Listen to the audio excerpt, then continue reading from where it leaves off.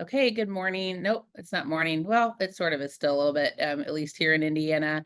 I'm Allison Woods, Assistant Superintendent in Warren Township.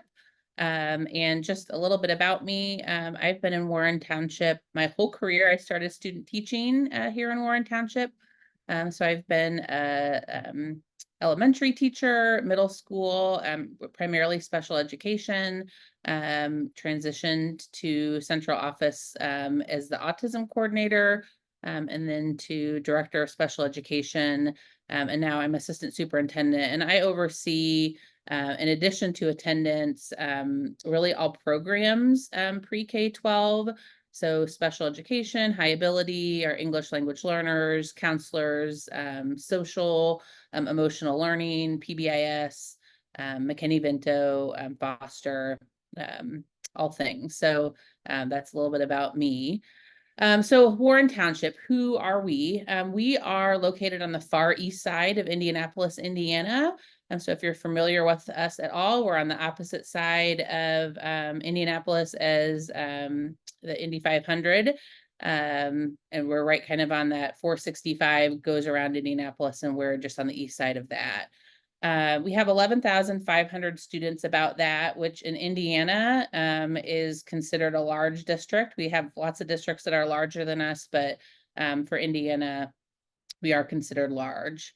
Our schools, we have an early childhood center that serves about 350 students. We have students with disabilities, pain families who do half-day school and childcare, and then we also have On My Way vouchers, which is a program in Indiana that provides free preschool and childcare to families that meet certain criteria. We have 9 elementary schools. Our elementary schools are K-4, 3 intermediate middle schools, which are 5th through 8th grade, 1 high school. We have an alternative school that has students in 6th through 12th grade.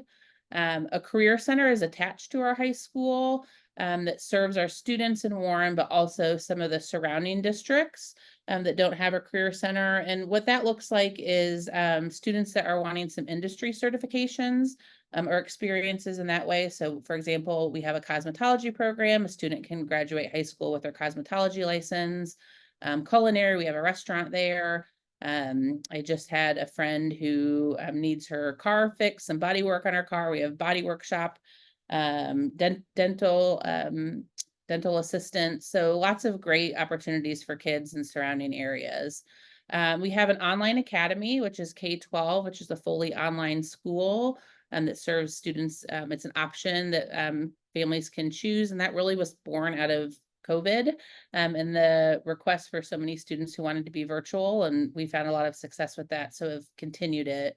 And then we have a Highlander Park, which is an adult education program that serves both Warren and then the greater community on families or adults who are looking to earn their high school equivalency, who are looking for some of those same job certifications that you can earn at Walker Career Center, so they could get their CDL, their welding certificate. And then also for people who are learning English, we have that as a huge in-demand program, and that's all free for families as well. We have about 16% of our students identified with a disability. Our multilingual learner, people call it different things, EL, ELL, but our students that are their primary language is not English is about 17%, and we're seeing overall in Indiana a huge growth in that population. I think in the last 3 or 4 years, we've really doubled. Ethnicity wise, I didn't list them all, just kind of our top 4, primarily African American, followed by Hispanic, white, and then multiracial. And then our district overall is at about 70% free and reduced lunch. So we have some buildings that are at 70% and some that are really higher at 90. So all of our families qualify for free and reduced, or not free and reduced. All of our families and students get free lunch, free breakfast, and we have dinner for after school sports options. And then our elementaries get a snack as well. So feel free, if somebody's monitoring the questions, so if you have questions, feel free to interrupt me. I'm okay with that. So talking a little bit about, Janie mentioned attendance in Indiana. So I've sat through a number of these presentations and am in awe of what things look like in other states. So I want to give you a little bit of background of what things look like in Indiana. So we do have compulsory attendance laws. They're written in a book. And we have them in our handbooks. But as far as the follow through with what that looks like if students are not coming to school, primarily that's left to the school district. So in Marion County, which is the county that we're in, the court systems are overwhelmed with lots of things. And so in Marion County, we really don't have any legal follow through with students not coming to school. Some counties in Indiana, their courts are more involved. And our DCS, our Department of Child Services, in the past that's also been something that they just have not had the capacity to take on. So really school attendance is left to us. So you can see there in the right-hand corner, we're about 91%, which again, last month I was jealous with the 98%. And we don't have any funding tied to school attendance right now. And there's a lot of proposed legislation. So we're going to see what happens in the next upcoming months.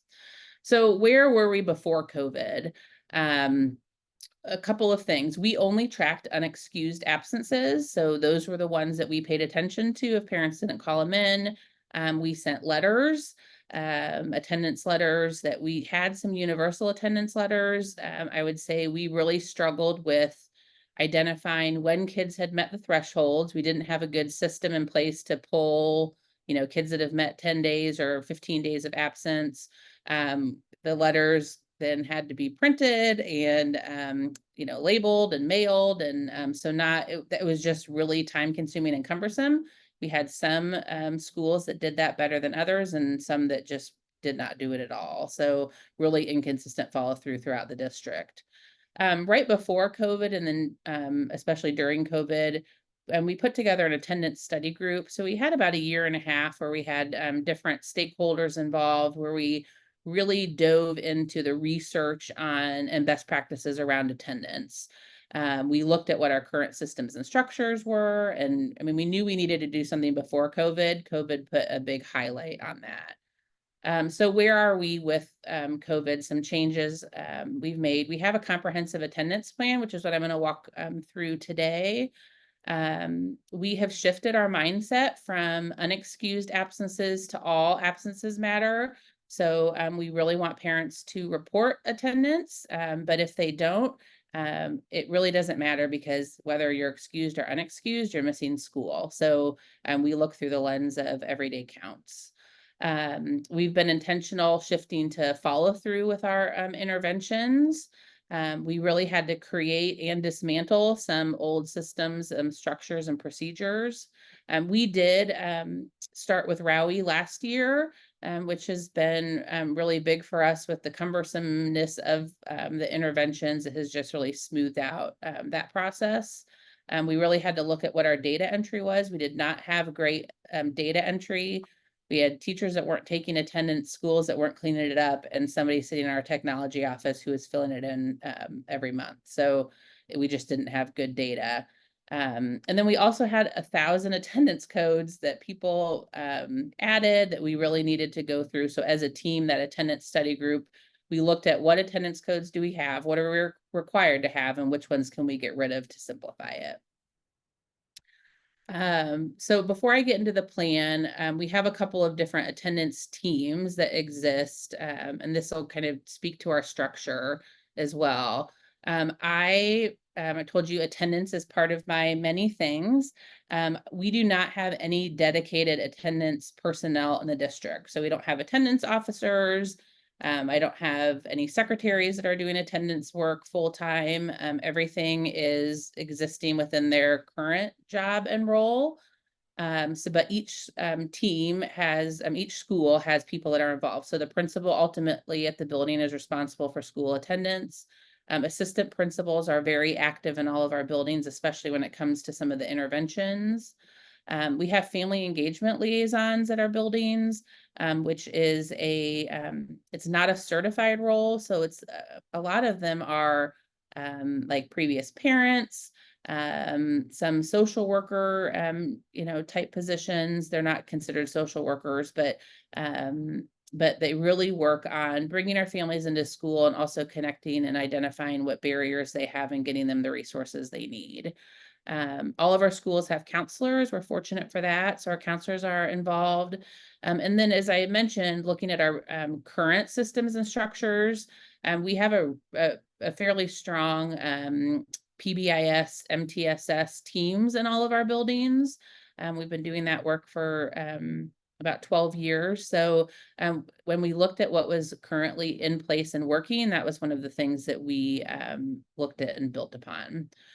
We have a district attendance team, which I'll be honest, didn't start until after we were in the attendance work and we realized we had some areas and gaps. So I run that team. We meet weekly. Our director of student services participates in that, our chief technology officer, and then a number of technology staff and some other central office staff. And then we also have a tier 3 attendance team that I lead weekly with our director of student services, a district social worker, and a coordinator of counseling, which I'll get into what our tier 3 interventions look like. So here's a couple pages of our district attendance plan. We refresh this every year and put this out. And I will say, we are babies in this attendance world. This is really year 2 for us. So we do not have it all figured out and we're still making changes. But, again, we did not have any systems and structures. So a big part of our work was creating those. So kind of the rest of the presentation, I'm going to go through the parts of our plan.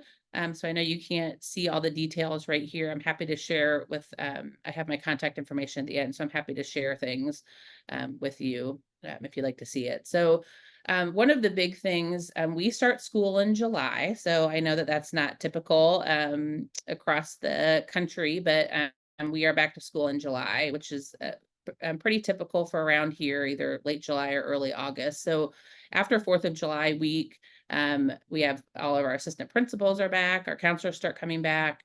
And so we have a period of a couple of weeks that we really focus on identifying our students that were chronically absent the previous year. So, and we've identified that as 36 days or more of absence. And focusing in on getting them off to a good start for the beginning of the school year. So part of our work with our attendance team when we did that 2-year deep dive was really switching our focus from punitive letters, you're not coming to school, to identifying why is the student not coming to school and what can we do about it. So when we have identified who those 36 or more absences are, they get a letter from our director of student services that outlines essentially you've been identified as a student who was chronically absent last year. We want this school year to be off to a good start. Here are some supports we can offer and some resources. Another post-COVID, it was part of our strategic plan, but really amped up and fast forwarded because of COVID, was we did open a community resource center just coming out of COVID. We started a help hotline once we shut down in that March. That was really the purpose of it was for kids to call and get help with homework because we weren't doing live instruction. And it turned into 8 people manning it, all day long. And 98% of what the requests we had were people who needed food, people who were being displaced, transportation, kind of basic needs things. So we created a community resource center, which really the purpose is to connect our families with those basic needs and community resources. So that has been huge with our attendance initiative and part of what our family engagement liaisons work with as well. So we identify the students, they get that letter. Admin, that's part of the admin are identifying who those kids are in those buildings and making really intentional contact with those families before school starts. So that looks like phone calls or home visits on, we're so excited for the school year to start. We didn't see a lot of you last year. How can we get the school year off to a good start? And just being really intentional. Do you know when school starts? Hey, we start in July. Here's when you need to be here. Do you know your bus route? Some of those just proactive things that we can put in place. Those students are also placed in a check-in and check-out or mentor group as well. So one of the things we want is to make sure that we notice when those students are there and also notice when they're not there and follow up really immediately. So being placed into a mentoring group or check-in and check-out, which if you're not familiar with it, is a pretty low level tier 2 intervention within our PBIS MTSS work that's about relationship building. It's checking in with somebody at the beginning of the day and the end of the day and a couple times in between, just quick, 1 minute maybe at the most interaction that is just helping to build that relationship. And we've had really great success with our students that have been placed in our prevention groups. I think we're down 15% of chronically absent students from last year to this year at this time. So we are really seeing success with some of that, more targeted support. So families and staff, we have back to school nights, registration nights. We're intentional about communicating the importance of attendance, making sure families know how they can report absences. And then our family engagement liaisons, which that's what FEL stands for, lead some activities, workshops about, how to set your child up for success at home. What does your morning routine look like? Making sure that families have access to our systems so they can monitor what attendance looks like. So being proactive and just getting that message out early in the year. The next thing is really our teachers and making sure that our teachers understand our expectations. I had mentioned before, we really struggled with taking timely and accurate attendance. So the expectation that you have to do that, that, we can't intervene or support if we don't know a kid's not here. We've created this barriers document. So, a lot of times our teachers know what's going on with the family before it may get to a counselor or an admin or things, whether that's because a student says something to them or a parent has said something to them or emailed. So we created this document on what were some common barriers to attendance and then what do you do about it? Because we felt like, okay, we want people to act on it, but if the teachers don't know what to do because they're not dealing with that. So if you, learned a student is homeless or they are struggling with the school bus, they have childcare issues, that students refusing to come to school, what do you do? So we have, and that left is what the barrier is, and this is like a 2-page document. Notify who you should be notifying in your building, and then some steps in that building on what those people should be doing. So just, we have these in every classroom and just want people to be looking again at attendance through why aren't they coming and what can we do to support. Our first attendance step is at day 3 of absence as a parent contact, and we ask that the teachers do that. So we've created a number of resources and even scripts. One of the things we still battle with is the tone of those conversations, right? We want to make them feel supportive and not shamey. Now they take a more serious tone when we get to more later absences and more significant absences, but right off the bat, that is something that we want to be supportive. We have scripts and expectations for welcoming students back when they've been absent. So making sure that we notice when kids are gone. We know that that's one of the best practices is, acknowledgement and that relationship at school. Within that first month of school, all schools are required to have either town hall or grade level meetings where an administrator talks about lots of different things, behavior expectations, but also the importance of attendance and being to school daily and on time. And then our 5th through 8th grade or 5th through 12th grade students, everybody has a homeroom type class. And in there they do the student success plan, which we did not make that up. I borrowed that from something I found on the internet of really, the importance of coming to school. What are your routines in the morning? If you missed your bus, who else could you call to get you to school?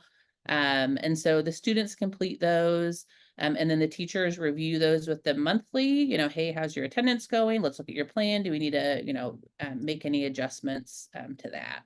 Hey, Allison, Yep, we had a comment from Lori Taylor that says, I would love to see a copy of the barrier document. So maybe we can include that sure. because they'd like to have ability to access that document. Yep, I can definitely, I can share that with Janie and then she can include it when she sends stuff out. Awesome. And the student success plan. Sure. Thanks, Lori. And I have my, I'll have my information at the end, so you feel free to always reach out and I can share things directly as well. So our next section of our plan is acknowledgement and challenge. And I will say we have had the most success. Our schools that have the most success are the ones that do the best with this. Even if everything else goes bad, the ones that are the best with having attendance challenges, acknowledging student attendance. I mean, we just have really great data from. So we have that Strive for Less Than 5 campaign. You know, we want you to be at school. We really try to promote that throughout the school year. We really focus, which our schools still struggle with. They want to only acknowledge perfect attendance. Our goal as a district is 97%. So acknowledging that, but what we really are trying to push them to is improved. You know, as if kids that have struggled with attendance and they've improved, how are we making sure we're capturing that? Because that is really what's going to make the difference, not just the kids that have the perfect attendance. So we require them to share their data, which I'm going to talk a little bit about that, I think on a later slide. But we require everybody to have a monthly attendance challenge. So the schools can decide what this looks for. This is part of what that Tier 1 PBIS team can also help with. Because they should be talking also about acknowledgements, but is it a staff versus student challenge? Is it, you know, a one class versus another, different grade level challenges? The schools that do that the best, we have seen really great success with. Some schools and actions, some things to just like highlight and give some examples. I got to move this so I can see, so whole class acknowledgements or competitions. So, you know, we know that group contingencies are really a best practices for classroom management, but it also works for attendance. So, you know, if you set a goal for your class and every day that your class meets that, and, you know, once you guys reach, you know, 10 days of meeting that goal, then they get extra recess, or they get to wear a hat to school, or whatever it might be that's age appropriate. Some of our middle schools have attendance dances.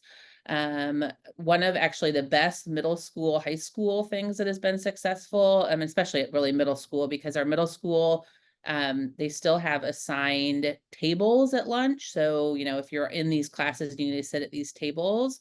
So as a grade level, if they meet in attendance, if it were at 95% of attendance for this week, then next week you get to choose where you sit.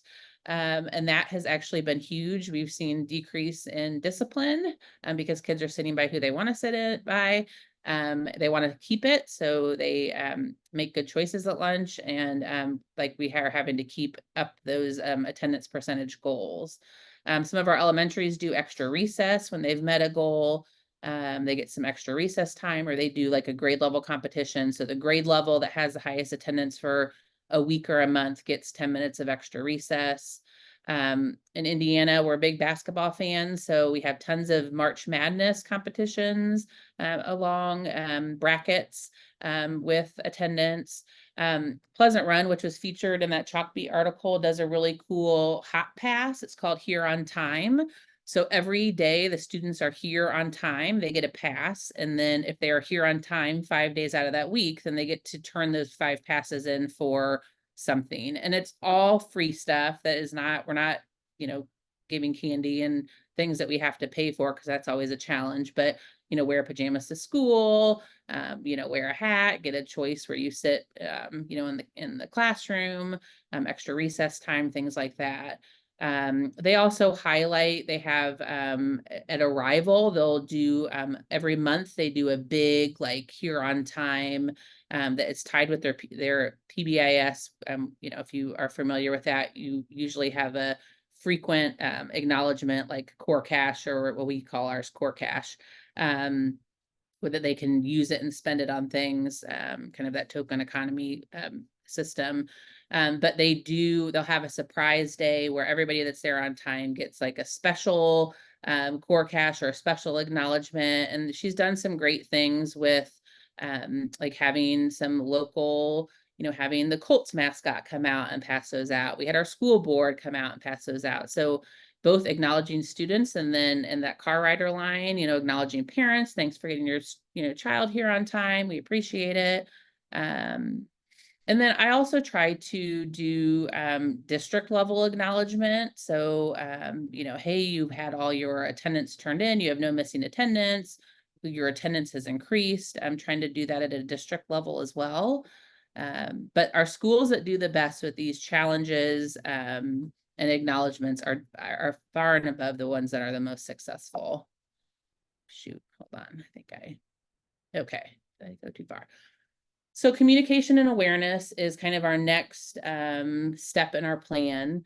So in all of our newsletters, and what we really wanted to do is keep attendance a topic and in front of our families all the time. So all of our newsletters are required to have attendance data separated by grade every week. Attendance celebrations are in there as well. On the right is this gold attendance matters sign is in the front office of every single school. And the purpose of this was to bring awareness to what the percentage was for the previous day, but also late arrivals and early dismissals, because although those kids may be present because they're not coming in too late or leaving too early, they're still missing instruction. So any school you go in our district, you'll see this. Some schools get fancy and compare their percent of student attendance the day before to a neighboring school to just try to encourage that competition. We also really increased our options for attendance reporting. So I had talked about that all attendance matters. We don't care if it's excused or unexcused, but we do still want parents to report absences. So it used to be that there was just they made phone calls and they called in. So we have added 2 new ways through our student information system, which we use Synergy. We have a way that parents can just go into their app and report student absence there. We also use Parent Square for communication. And if parents have not reported an absence, they get a text message at the end of the day, and then they can respond to that text message why their student is absent. And we see actually our families that don't have English as a primary language really using that feature because that app translates. So that's been huge for us. We have automated attendance calls that go out for students that have not been reported as absent. We really systemize, I've lost that word, but at K4, everybody that goes out at the same time, it's the same message. And then we do opt into this universal monthly attendance calendar through ROWE. So every month for every student, this is just an example of it. It tells you how often your student's been absent, and then where you are kind of on the continuum of like, hey, that's great towards our goal, or you're getting towards chronic absent. And, I'm a mom, I have 2 kids. I have a freshman and a 5th grader, and I can tell you they've both been absent this year. I can't tell you how many days or what days, when it's a day here or there because of something, you don't realize that those add up. And so the purpose of this is to keep it in front of our families all the time. So our attendance response then, obviously we want to do all the proactive stuff, but we still have kids that aren't coming to school. We have a lot of kids that aren't coming to school, and we need to respond. So this is what our steps look like.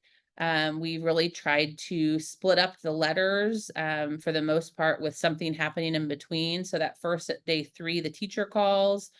We have that 5-day and 10-day letter with either a parent phone call or a family conference in between. And we have an attendance contract that's in there, 18, and that's just that's a get better for us. We just have a pretty general one that we want to strengthen for next year. I will say that when we rolled this out, we had a lot more steps. We really thought we could do a lot more. And when we went from telling people to stay away from school to come back, our community just raked us over the coals with a number of things. And one of them was the amount that we were contacting them about attendance last year. So in December of last year, we did pare this down and had less steps and softened the kind of tone of at least the first few. And then we also switched, which I think was huge. We had like a 7-day letter before. We switched to 5, 10, 15. So in our communication, we were able to say, your child has missed a week of school. So that 5-day letter feels softer. It says, hey, great job. You're meeting our attendance goal of 97%. Your child has missed 5 days. If they miss any more, they're not going to be meeting that goal anymore. And then, to be able to say, now your child's missed 2 weeks. So that was really important for us to shift that language into something that meant more than just, random combination of days. Hey, Allison, we have Yep. a request that you could share, if you could share the attendance letters for each step and the Sure. contracts, which is great. And then the other question is from, I think it's Dr. Shreese Thomas, I believe. Are these excused days as well? Yes. Yeah. So it doesn't matter if they're excused or unexcused, all of them go into this. So, Thank- I'll be honest, we've gotten some criticism for that. And especially when we first rolled it out, because parents said we called them in, like we called them in, that they're sick or, whatever it is. Um, Part of our work with our attendance team was that, we had families that knew what to do and played by the rules, but we still had kids missing 30 days. They just were all called in and we weren't doing anything about it. And so, the conversation, it was a really hard conversation that we had is, okay, so the parent who knows how to, I don't want work the system is not fair, knows how to follow what we're asking them to do, that takes their kid out to go on vacation for 2 weeks. Should they that not be acknowledged, but our family who doesn't follow through with the phone call should be, because ultimately we still have kids that aren't in school. So yes, it doesn't matter what they're out for. Now, we can suppress. So if there are unique situations, like we know that a student has cancer and is in the hospital, like, yes, we do give our buildings the ability to decide, in unique situations that we're not going to be sending letters and calls. But really, for the most part, if you're out, you're out, and it doesn't matter why. But yes, I'm happy to share letters. Okay, so a couple I want to talk a little bit about, a few of these more in depth. So I've mentioned our PBIS teams. One of the check-in and check-out intervention that I had talked about for our chronically absent students is a tier 2 intervention. And part of that team's responsibility is to create criteria for when students qualify for that intervention. And so we have required that attendance be one of those things. So they have to have a threshold, which is determined in each building, of when a student would automatically go into check-in and check-out. So this would be a student who wasn't chronically absent this year, but is having attendance problems now, that is just going to give that extra layer of touch point throughout the school year. We require, which we have way more on that, but before a student gets to that tier 3 referral, that they at least have 2 letters, 2 phone calls, and 2 in person, whether those are home visits or like those in-person family conferences. We've always done a 2, 2, and 2. And we really, obviously we want to have all of those, but sometimes those in person, it's sometimes hard if their kids aren't coming to school to get families to get coming as well. Allison, The letter. we Yep. have another quick question from Sandy Scott. In deciding the same letters for all, did you consider separate excessive excuse letters? Yes, we did talk about that. And um, honestly, it came down to a logistics thing of, well, what could we do well and manage. And we just felt like that if we were saying that all absences matter, and how we would really have kind of 2 different paths, whether they were excused and unexcused, it just logistically became something we felt like we couldn't do well. Thank you. Yeah. So the tone of the letters before and after 15 days definitely feel different. So again, I'm happy to share those so you can see the before 15 days are a lot friendlier than the ones after 15. One of the things we did, and through our Director of Student Services, James Taylor, was really connect with some of our outside agencies to give some resources to our 512 buildings. so they could have some attendance groups. So again, this isn't necessarily kids that were always chronically absent last year, but the ones that we're having concern with this year. So we have some different outside agencies that come in and do a 30-minute, group or mentoring group once a week with identified kids. The school identifies who needs that kind of extra layer of intervention. I have an example here of our family conference agenda. With our whole plan, one of the things we really tried to do was give people resources. So, the scripts and the letters and the agendas, again, to try to make it universal, but also not have that be an excuse for why they couldn't follow through with something. Allison, we have a couple more Yeah. comments from Michelle Jones.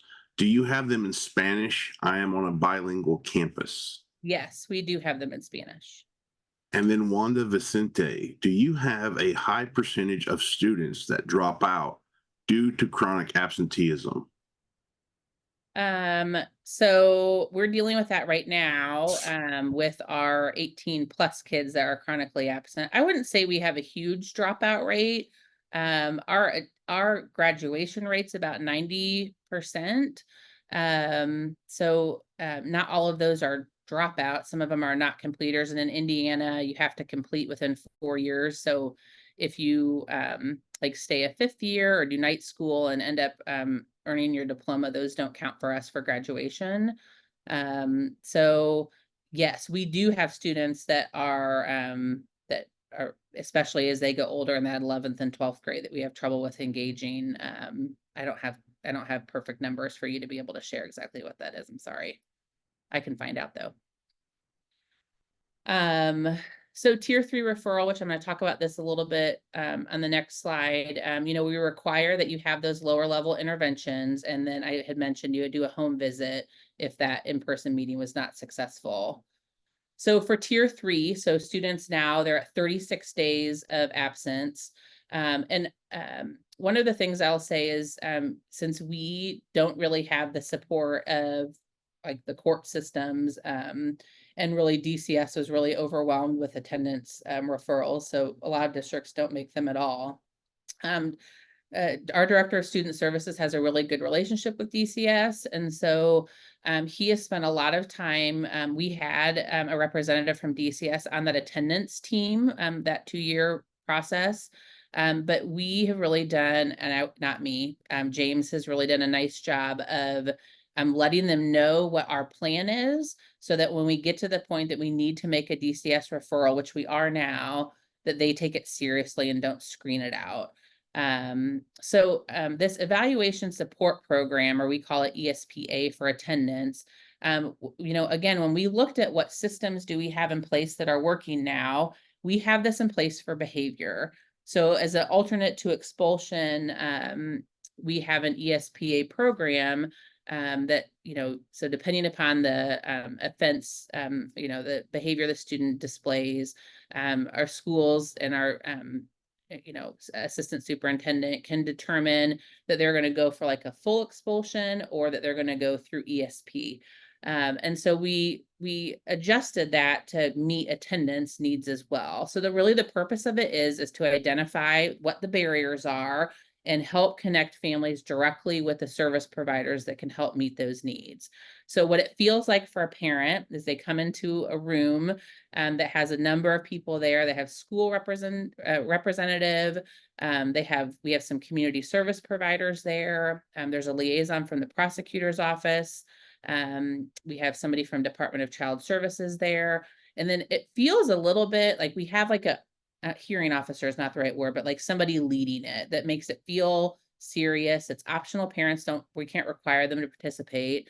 But really what they do, both in the behavior and attendance, is dig into like, okay, like this is happening. This is not going well, either attendance, behavior, like why, is it because that they're experiencing violence in the home? They don't have a stable place to live. They need mental health support. So then we can connect them with those community providers that then make sense for what their needs are. So we have some mentoring agencies there. We may have some mental health. We can make those referrals and then get them connected.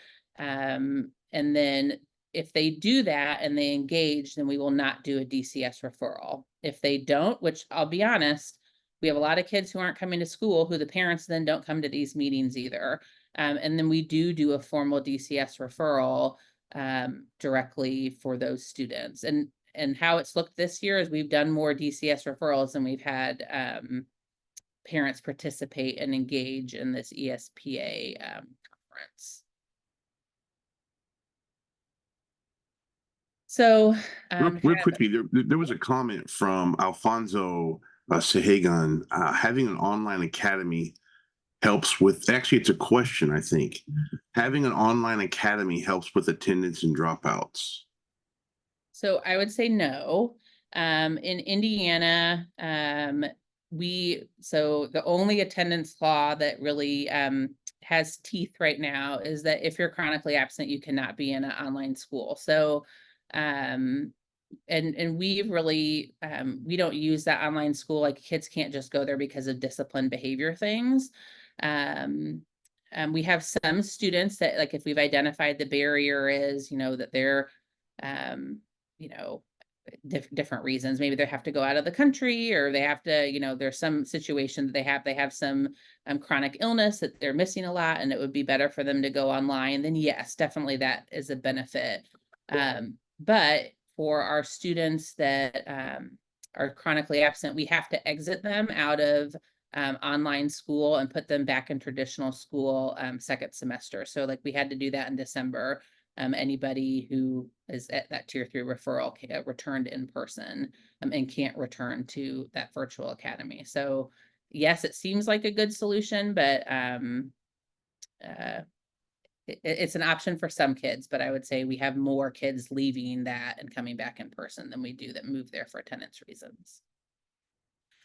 So kind of to summarize, a big key to success was looking at our structures and systems. And I'm a big systems person, so that's how I think. But we really had to evaluate and improve our current systems that we had in place. Looking at how could we make our attendance monitoring better? What expectations do we have? What communication systems do we have? We struggled with that before. Our technology folks are lovely, but we had lots of direction and directive coming from lots of different people. So we streamlined that. All attendance communication comes through me. Any decisions made about attendance have to come through me and that team, and we talk about them. We had to create some new systems. We were not monitoring people taking attendance. We weren't monitoring that it was complete every month, what our reporting looked like.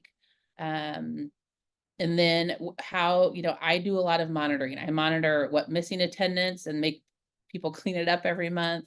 How timely people are with their interventions, acknowledgments. Really, after this, we have a district leadership team meeting, and I have a mid-year attendance memo that has celebrations and then things we need to be paying attention to the next month, because we have some schools that really struggle with their intervention response. We have students that are transitioning from one building to another for a reason that have outstanding interventions. And so really just paying attention to that and putting that data in front of folks and making sure that they have school systems that support our district system. So some lesson learned over the past year and a half now. Again, I said we're babies in this, and we're still new. More attendance steps are not always better. I was on lots of Facebook groups and had lots of angry calls. So being really intentional about when we're having those and the tone of that communication, both the letters and the phone calls. So we really have had to address, hey, when you're making that, 7-day call or whatever one it is, like that's supposed to feel supportive. Here's how you can, who's the person? Should that be the assistant principal, or should that be a counselor making that call? Having conversations around that. Monitoring is essential. What we monitor is what gets done, and clear communication, which I mentioned. Again, we've had to adjust. We had to adjust our attendance steps. We've had to adjust. Last year, we required home visits as a number of them, and that really bogged down the system. So we shifted to, you can do a home visit or a family conference, unless you can't get the family in, and then you have to do a home visit.